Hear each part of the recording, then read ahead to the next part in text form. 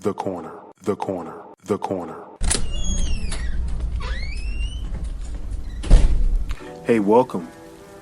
Come on into Cousin Ed's Corner. This podcast is where you will find real, authentic conversation. Organic conversation. Like you're at home with your cousin. It's about life. It's about finance. It's about spirituality. It's about love. And everything in between. I'm your host, Cousin Ed. I'm excited to bring you along on this journey to explore life. Listen, let's sit back and enjoy a wide range of topics. I have some diverse guests coming on, a wide range of spectrum of thoughts. My goal is to create a space for all of us to connect, all of us to learn each other, and all of us to communicate. It's really not about me. It's about the community as a whole. Let's enjoy this. Let's sit back. Let's think about our past. Let's move into our future. It's about the corner, the corner, the corner. So no matter how you cut it or slice it, we're all here together. I'm just here to give you a piece of my heart, my mind, my soul, and my mentals. So sit back, relax, and enjoy another episode of Cousin Ed's Corner. The corner, the corner, the corner.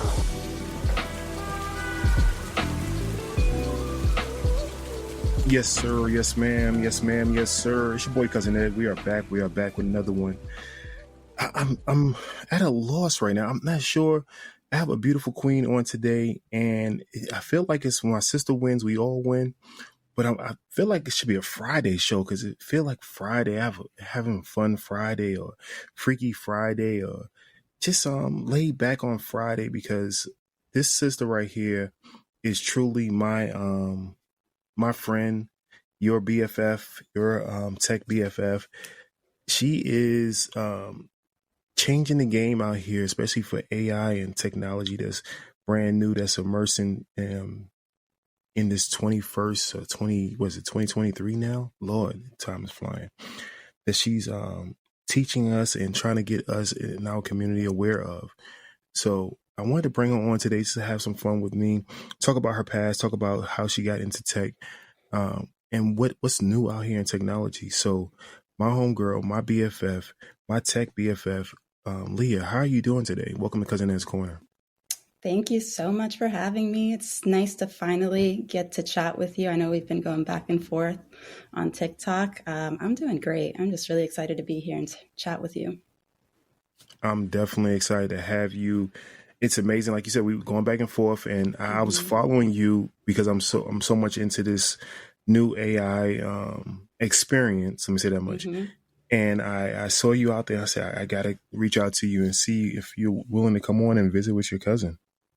Oh, well, I appreciate it because, I'm new to the TikTok game, and it was, you were one of my first fans. So it felt good to get props from you, have you engage with my content, and really just kept me going on TikTok, sharing, my passion and love for technology and AI. So I appreciate you. And yeah, I'm excited to chat.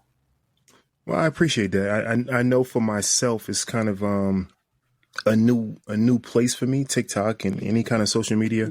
And I'm not a social media person, and I'm coming more and more having to do it. So I know how hard it is to find people out there that you resonate with, people that follow you and support you and will stay with you. So not only did I do it because of the tech, I know how it is to be out there and putting out content and wanting people to just put a heart next to it. Just put a heart. That's all I need you to do. I saw this one TikTok, somebody said, I done did all this and knew I had the best video. And I come back and only one other person saw it. So that was my mama. You're right. No, it's not easy to put yourself out there and not know what you're going to get. But it's been a really great experience with people like you following me and just encouraging me. So I'm having a lot of fun. Well, I definitely appreciate that. So let's dive into who you are. It sounds corny every time, but I don't want the pamper story. I just want to know who you are, what got you to the point of being so interested in technology, and getting you to the point of coming on and wanting to share yourself with more people and letting them know about just emerging things in technology? Yeah, so I am the oldest of four kids. My parents are immigrants, hardworking immigrants, and they're from the Dominican Republic. So, hard work and that type of ethic has been ingrained in me since I was little. And, my dad was an entrepreneur. He was a hustler. He was out there making things happen. Nothing was really given to us, everything was earned. Mm. And, when I reflected back on this, I realized that from a young age, I always had technology in my hands, right? I knew that I always had a curiosity and kind of like an obsession with tech. But I realized I really owe that to my parents. My dad really was kind of on the cutting edge of technology. I remember having Nintendos when I was younger. I was like a kid and I had a handheld TV. My bed was high tech. My bed had a radio and a cassette player in, and I'm talking about the 80s. Like tech Mm-hmm. isn't what it is now. Hold on, So hold on. You said 80s, and you look like you a 90s baby. So don't well, I don't tell no appreciate that. stories over here. Don't tell no stories. Don't make me bring out my driver's license. Yeah, so I was fortunate to be exposed to technology from a very young age, and I was curious about it. I remember playing on a computer that was my dad's. Back in the 80s, it didn't do much, right? It was just like Hmm. literally a black screen. All you could do was type. Hmm. But I was fascinated. I was just like, what is this little device that I can type on and see, these numbers and digits come on the Hmm. screen? So that's really where my fascination with technology came, was just having that exposure at such a young age. And fast forward, through high school, I played sports. I was an athlete. My family's Dominican, so of course I played baseball, Oh played yeah. basketball, all Hmm. of those. I was in every sport. And when it came time to go to college, I had no idea what I wanted to do. My parents wanted me to be a lawyer. I always asked Hmm. them, I was like, what kind of shady things are you trying to get into that you want me to be a lawyer? But they really wanted me to be a lawyer. And, they lived in New York, and then we migrated to Florida. So I didn't really have a lot of exposure to different, you know, jobs or careers. You kind of just knew you could be a doctor, a lawyer, nurse, etc. So Hmm. when I went to college, I thought I was going to be a lawyer, and I went to like a little seminar talking about law. And the first thing they said was, if you're going to be a lawyer, you're going to read a lot of books and you're going to write a lot. And those were not my strengths. I did not love reading. I did not like writing. I love reading Hmm. now, but that was not my strength back then. So it was kind of back to the drawing board. So I ended up getting the book of majors that they give you at the college. And I kid you not, Cousin Ed, I went through that entire book Mm. and kind of checked off the majors. And I was like, nope, I don't think that's for me. Maybe. And, when I got to the major, computer and information science, I was like, I really, we got a computer in 95. Spent a lot of time in that. I've been attracted to technology. I don't really know what this major is about, but let me check it out. Hmm. So I ended up going and getting my bachelor's in computer science and business. So it was kind of a hybrid, and graduated with that. And then I stuck around for a couple of extra years and got my master's in computer and Oh, information, or excellent. computer engineering. Yep. Excellent. So you brought back and said 80s. So I'm going to respect you and say, okay, but I really think it's 90s. I think you already had, technology. You already had cell phones when you came, but um, it kind of is very similar to my story and my father introducing technology to me very early, Hmm. putting a computer or putting handheld, like little small computers, spelling things in front of me, Hmm. and me always wanting to learn more about it. And even like you said, the computers being just a screen, I wrote my first, I rewrote my first code or program on a Tandy computer from Radio Ooh. Shack, and it was a book. You didn't buy, you didn't go get a game. You wrote your code and you saved it on a cassette tape, and then you played it back. And my first game was what was it? I Declare War, I believe. So you hit X, Hmm. not X, you hit J for a jack, and then the computer put back a K. It wasn't any. It's all letters. It wasn't any Yep. pictures. When no hearts. So I remember that. No, blackjack. Not black. Not I Declare War. Blackjack. So it was going back and forth to see who wins a higher number. But it's very parallel to my father putting it in front of me, Hmm. and my dad having so much technology when it came to the point of him getting a Nissan Maxima that talked and said your door is open. I was like, what is this? Knight Rider. I thought I had Knight Rider in my house. So I definitely understand that. And very similar to you, I went to high school. You said New York. I'm from Brooklyn, so big up to all of my immigrant community from Brooklyn. But I went to Brooklyn, and I went to school in Brooklyn and technical school, and didn't know what I wanted to do in college. But I Hmm. knew technology had something to do with it. And, I was taking HVAC, which is totally different than computers. But when I got to college, I looked at the majors, and I'm telling you, it's so parallel. I That's was like, funny. all of this right here is not for me. I don't want to do all these Yeah. books. I don't know. Let me do something I could sit by myself and learn, teach Hmm. myself, and computers became it. So I love I that. applaud you for staying, because I did not stay. I wish I would have stayed, but I applaud you for staying and going back and getting your master's and everything. So um, what area did you focus on after that? What studies of computers engineering did you focus on? It was, well, the thing was is back then it really wasn't what it is now, right? Hmm. It's not as popular. Like now everybody, it's trending. Everybody wants to be a programmer. So it was pretty much kind of everything, right? Hmm. Learning the basics, the fundamentals, learning how operating systems work, learning algorithms, right? Hmm. Networking, those types of things. So it wasn't really a focus. It was kind of like, hey, these are all the things, build some programs, understand what it's like to program a computer, create code, right? And so that back then it was like C++ plus plus and Java, right? It Hmm. was a language, and Leaving Cobalt. yeah, Yeah. it was kind of like towards the end of that. Yeah. COBOL, people were still talking about it, but when I went to college, like wireless wasn't even popular, Hmm. right? Like there was no wireless on campus.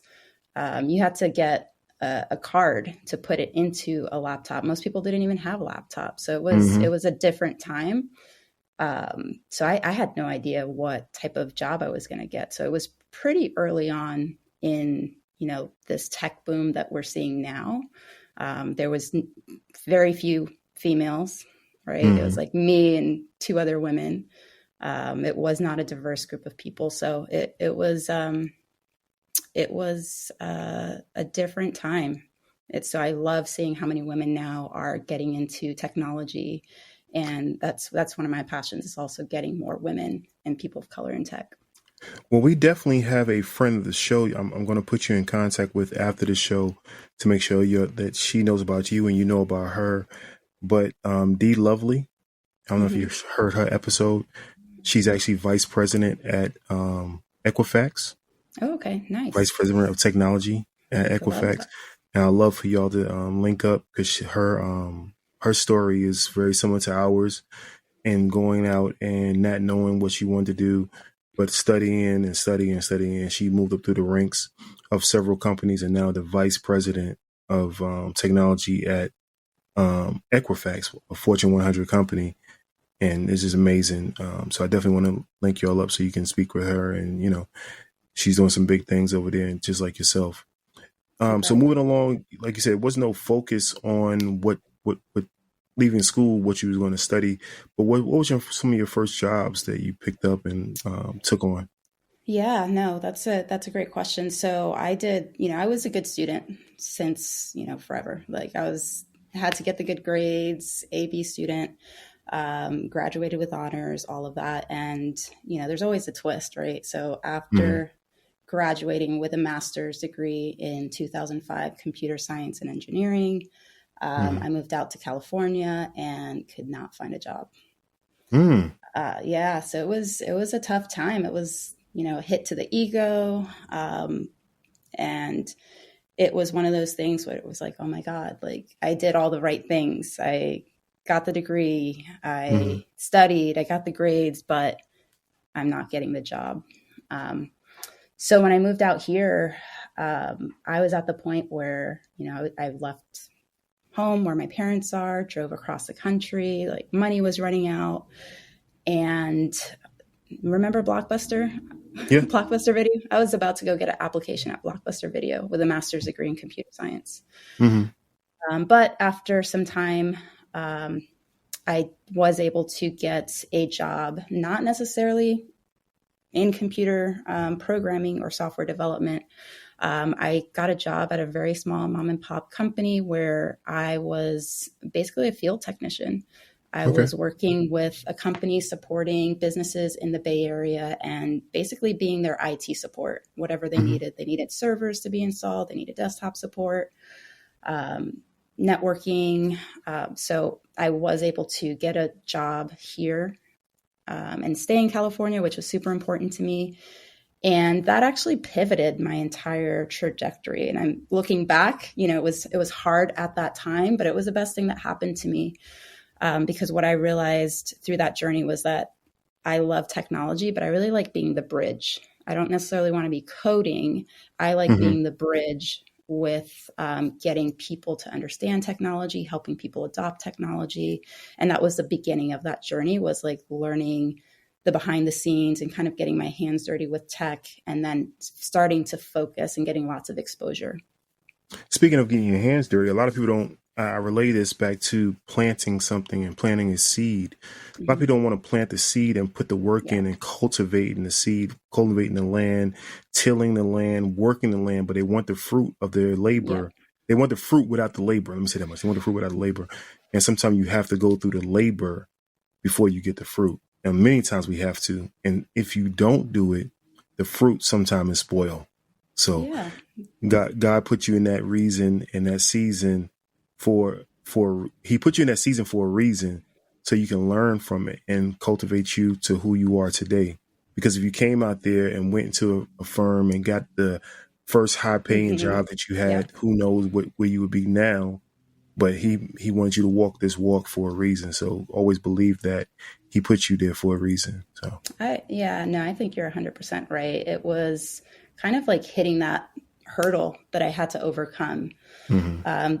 that really changed my life, right? Because, like you said, if I would have just gotten the job, everything would have just been a little too easy. Mhm. And I think there's a lot that you learn through the struggle, through, not necessarily getting the thing and having to figure out and navigate through difficult times. Yes, indeed. So you worked for them for a while. You learned the ins and outs. You learned the behind the scene, Mm-hmm. and you said, "Now I want to be the bridge. I want to help others understand technology, possibly the way, maybe not fully the way I understand it, but in a layman's term, and break it down for them. I can talk to both sides. Kind of remind me of technical instructor, someone you could bring into your company that can actually relay it to the customer. Working with your engineers also can decipher everything, but Mm-hmm. putting curriculum together, I could see that in possibly. Is that somewhere like? Yeah, a little bit down the line. So after doing that for about 7 years, right, it was kind of like very broad. I did a little bit Mhm. of everything. I ended up even installing phone systems and training people. So it was a very broad understanding and experience in what it takes to have tech, what it takes in order for a company to have technology, right? It's all Mhm. of the ins and outs in order to support a company. So after doing that, it was kind of like too broad. And it was like, I feel like I know a lot, but I don't know enough deeply in any of these subjects. So then I went and started focusing on networking, and I got a job at the best company I ever worked and basically spent 10 years there. And I Mm. started again at the bottom, as a technical support engineer, just picking up the Mhm. phone. And that's where it was like kind of being that bridge, helping people with technology, helping them understand how to use the technology, understanding how to fix problems in the technology. And that's kind of where my career started pivoting. And then I ended up moving into sales type roles. Hmm. So you went through a lot of reset, reboot, replace. Hmm. Yes, Go it down. was Go a down. bumpy ride. Listen, go down to the bottom left hand corner, please. Click start. I feel it. Yeah, I feel it. you learn how to communicate with people when you can't see what they're doing and you need to navigate. Yes. You learn to be patient. There's a lot that you learn. So Can you it type was a in fun ride. CMD for me, please? Yeah, I get it. I've been through all those, and I'm still sitting here laughing at you. And you said 10 years, and I'm looking at you like you just got out of college, and I'm just honestly I can't believe it. But it's funny how time goes. It's Ooh, funny how time goes. I'm 20 plus years in this, and it seems like yesterday I just got out. And looking back, coming to my first job, I remember getting on the elevator that day. When they gave out the badges, and I went to a class, and I sat in class for a couple 6 weeks. I was in class for 6 weeks and thought that I could learn the job. And my first day on the phones, like you said, on the phones, my first day I was answering calls, and the call queue was at 100 when I came in, and it was at 100 when I left that same day. And I got on the elevator and said, I'm not coming back. wow. And like you said, 10 years later, I was still at the same company. Luckily, I was able to progress throughout the Hmm. ranks, but you never know when you walk in the door, Yeah, what can you expect? But you have to start somewhere. So yeah, 100%. definitely. So we're gonna fast forward. You're now, you know, in today's society, and things are changing so rapidly. Like you said, there was no Wi-Fi, it was no cellular, it was none of that was around. And we're coming into today's society, the 2020s. Let me say that much, the 2020s, and we're on some new Jetson. I want to say another word, but this is cousin Ed's corner. We're on some Jetson mess, right? And for those who haven't watched the Jetsons, we're on some new stuff. And what made you want to learn more about it? Was it something your job was already doing, or just something you took interest to? What made you want to get into AI and technology a little further?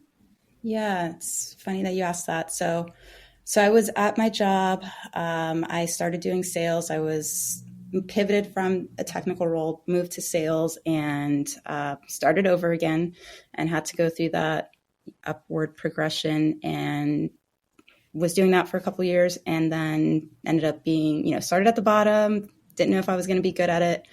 Ended up being the number one salesperson on my team. Went out, with my partner, and we celebrated. And I came back and had heard that my sales engineer partner, he was my first partner when I transitioned to sales, had passed away. Mm. And that was kind of like a punch in the gut and just like shook my reality.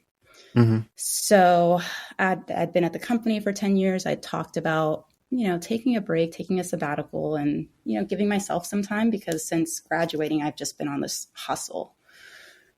So I kept thinking now's not a good time. It's going to be expensive. I don't know if I want to do this. But after losing, my friend and my colleague, he just gave me the strength to do it. Losing someone like that so unexpectedly, so young, I was like, you know what? He knew what I wanted to do. He knew that I wanted to eventually be an entrepreneur. He knew that I wanted to take time off. Like, I want him to be a part of my journey. Mm-hmm. And so he's now forever part of my journey. So I ended up taking a sabbatical from work, taking a year off, and basically around that time, ChatGPT, this AI boom was pretty much in the beginnings, and I had space and time to play with technology again, right? I got to be Mm-hmm. the little girl that was in front of the blank screen and just play. Mm-hmm. So that's how I got, into AI, and gave myself the space and the opportunity to just play around with tech and see what is this AI about? Because when I was in school, AI was just, it was an idea. It was Mm-hmm. so much in the beginnings, and now it's a reality. So it's really, really exciting.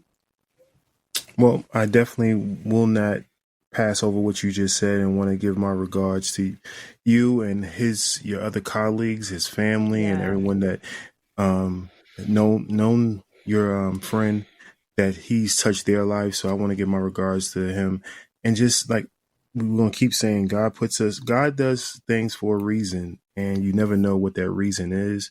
And you can I ain't gonna say be selfish, but you can say what he did for you out of this, and he emerged a new you and birthed a new Yeah. you from it, and he touched other families, other people in different ways. So that's just the flower that God gave you, the plant that grew out of this Hmm. to give you that time. And whoever would have thought you would have took the time, and so definitely want to give our respect to your friend and colleague. I But appreciate and that. definitely. But for you to go and take the space and everything else, sometimes you have to get away. Sometimes you have to Hmm. get away. I Some of us follow sports, and I think it wasn't Aaron Rodgers or one of them goes away to a dark place every year for sabbaticals. Like there's no light when it's dark. It's dark, and they stay in the dark. But anybody, we need time to get our thoughts together. We run, we run, we run. Hmm. We need quietness. We need peace. We need quiet. And for me, my quiet time came during COVID. Right, I was running, and I caught COVID pretty bad. And God shut me down and said, "You need to slow down." And I couldn't do anything. And He lets you awaken and say, what life is really about. And after that point, I wanted to live more. I wanted to live, not only just exist. I wanted to live more. Exactly. So you never know what He has planned for us. So moving into technology, moving into AI, is very new for the masses. For us in technology, you heard about Watson. That was probably the biggest commercial AI piece that we knew of. And I was joking around with somebody recently, and then we talking about I was giving a reference of AI, and they were saying using macros and micros, to run something for you. Right, that was the amazing thing. You could hit a control whatever, and it'll run the whole program for you, and you'd be like, "Man, this is amazing." But having something that's intuitive also to go out and do the rest of it. You're a program. Yeah, I was helping you program a macro, but imagine it could think of the next thing you wanted to do. It was no if and then. It's thinking of the if and then. So for many people who don't understand what artificial intelligence is, can you explain more? With me and you, we're talking like we know, but can you explain more of what they're seeing now, what they're hearing about? Yeah, I think specifically a lot of people have heard about ChatGPT. I think this is like the most ChatGPT is like the most popular, most you know user friendly AI tool out there, right? Before it was probably very difficult for people to use AI, and with ChatGPT, it's become accessible, so anyone can use it. And the thing about ChatGPT is that it's like texting someone, right? It's like there's another person on the other side. It's a pre-trained generative pre-trained transformer is what it stands for, and essentially it is generating content based on what you provide it. So that's the exciting part, is that it's able to take a prompt, a question, an idea, and give you feedback. So there's so many different ways that you can use it. And what I think is really powerful about this technology is the ability for us to get some of our time back, right? Because now we have artificial intelligence, which basically can take things that would take hours to do. Now we Mm-hmm. can do these in minutes, right? So I like to use it to brainstorm ideas. I Mm-hmm. like to use it to create content. So there's a number of different ways to use this technology, but the big thing to know is that it is user friendly today, and it's able to provide brand new information to help us in our day to day lives. That's a great way to break it down. As you was talking, I was sitting here thinking about artificial intelligence and how I think one thing that people may have seen in the last 4 to 5 years, was some of the artificial intelligence with stage performances like a Whitney Houston or a Michael Jackson, right? So that's what is it called? The graphics, The the holograms. CGI, and all of that. Hmm. So imagine you can program a response back from that person using their any past history you have from them. And I seen this on 60 Minutes where they had someone going into a room, sitting down with another individual, asking a question, and the computer had so much information on the individual, the computer knew Hmm. what the individual may say. So you may say, how was it to be in the Holocaust? I think it was about Holocaust survivors. They were trying to collect all of the history because after the last Holocaust survivor is gone, you won't have their history. So it was collecting all of Hmm. the history orally, and then it was transcribing it, and it was giving you back a person who can answer those questions. So how was it to be in Germany at this time, XYZ? And from all the information it compiled, it put back out a real person, basically a real person, to come back and answer those questions. So It's as I heard you talking, it reminded me of that. Imagine you can put all this together and ask any question and get your time back. So it, instead of going to a professional, you have a chat GPT or any kind of technology. yeah, and that's a really good use case for it. And that's the thing, is that with this technology is that it has all of the information. It's programmed with all of the information from the internet. And the problem today is that there's too much information, right? The old way Mm-hmm. of getting information was Googling, right? It's Mm-hmm. we're overloaded with information. We're overloaded with things to do. And I was feeling that in my day-to-day job. I was like, there's so much information, there's emails, all of these things that are pulling my attention. Mm-hmm. There has to be a better way for us to work. And so I think we've gotten to that breaking point where it's like, okay, there's too much information. We need to change the way we work. So I feel like AI has really gotten here at the time that it really needs to be here in order to help us be more effective, be more efficient, and not be burnt out, right? Because a lot of us are burnt out because of the information overload. So these devices are getting to the point where we're going to be able to have these assistants be able to take our commands and execute things for us. Well, I love this conversation. I'm not going to stay. I'm going to talk on one more point before we end the show and bring you back for another one. But you spoke about being burnt out. Now, is there a possibility of technology taking over or doing more than what we would want it to do? And I'm gonna give an example. I was in Sam's Club the other day, and a robot, uh, machine, AI, was going around on a cart, scanning each aisle, right? And this thing was so smart. A kid was in front of it, and somebody was behind it, and it stopped. It beeped, moved a milliliter. I mean, a millimeter, right? Small inch, let them know they was behind it. Waited, turned left, turned right, and got itself around the next person. That's how smart it was. Mm-hmm. And all it was doing was scanning how high each item was in its aisle. In one aisle, I watched it for a while because I was amazed by it. One aisle it wanted to go down, so it's doing a zigzag, up, down, up, down. One aisle, a couple was standing in the front of the aisle talking. It stopped for a second. It waited and said, "Okay, I'll go to the next aisle." It went to the next aisle. I promise you, I watched it. It went to the next aisle and looped around. So instead of going loop, loop, loop, it looped back around and came back down the aisle instead of going up the aisle, and came to the bottom of the aisle where the people were still standing, and waited another however long it waited. I had to go at that point, but I was amazed by technology. But as I sat there and watched it, a man walked by who works at Sam's and said, "I used to do that." Mm. So yeah, so Yeah. he said his job is now changed to something else. So can you speak on that, and then we'll come back and we'll wrap it up, and I let the audience know more about you. Yeah, absolutely. And it's natural for us to be afraid of new technology. It's 100% natural. Our brains are designed to protect us. And I think we need to have a healthy fear of technology in order to put policies and things in place to protect us. If you actually look back when electricity was invented, people thought it was dark magic.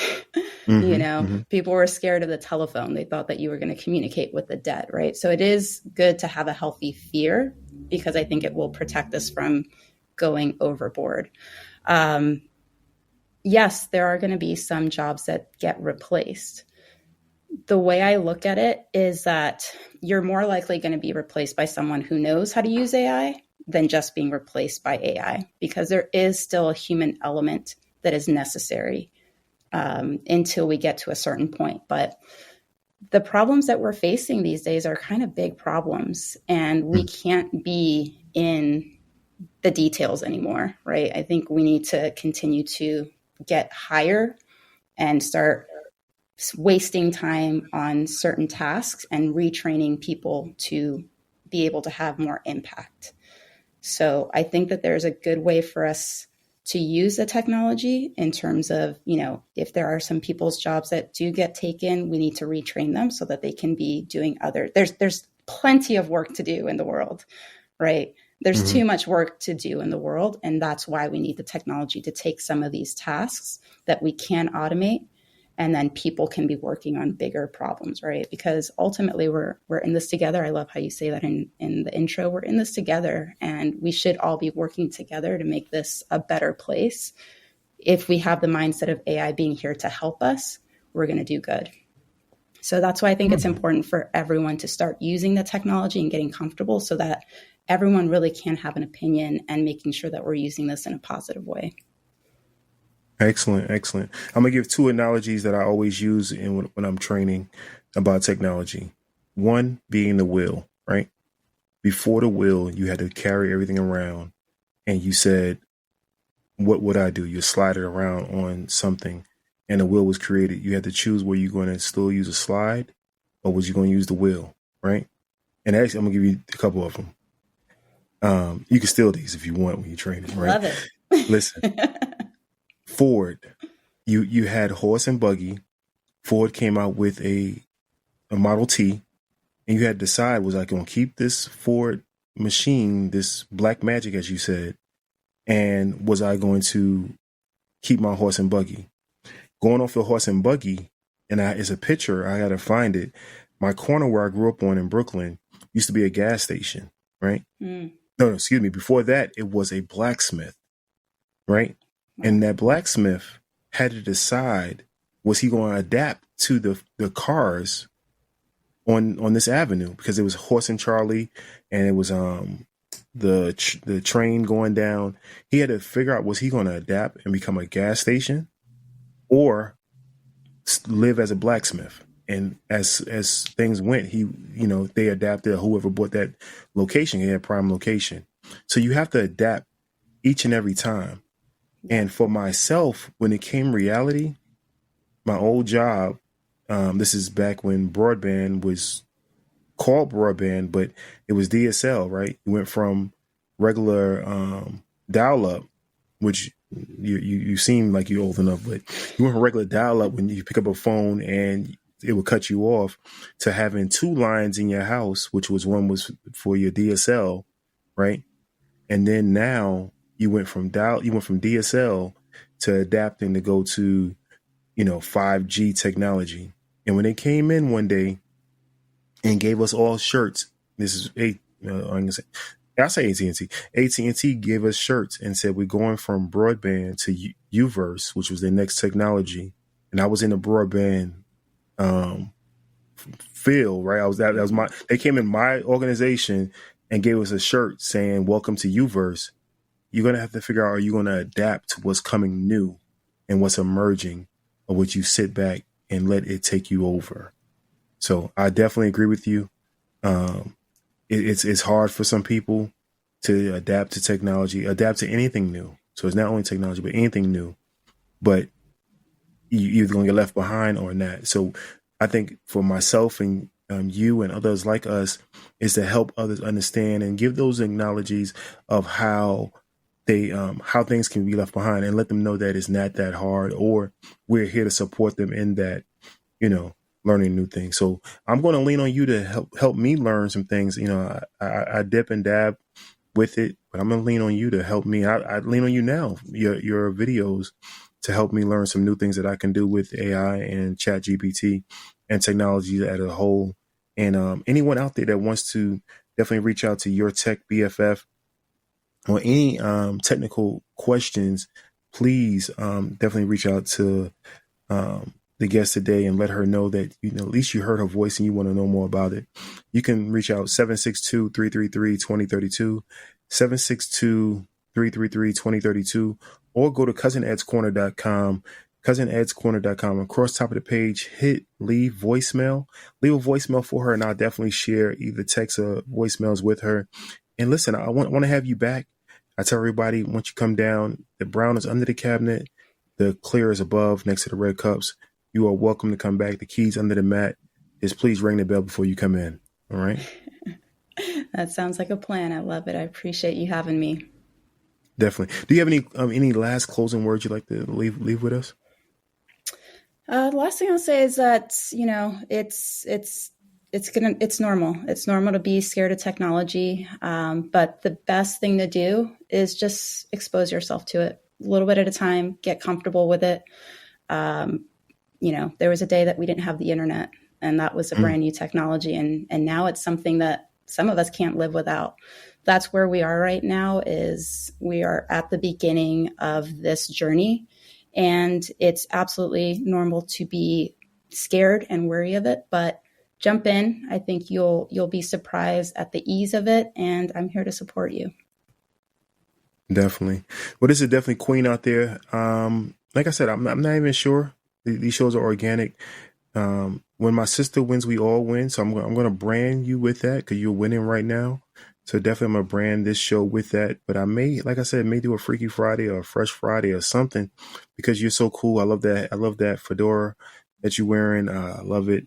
So I may put this out on a Friday, because it feels like a Friday with having you on the show.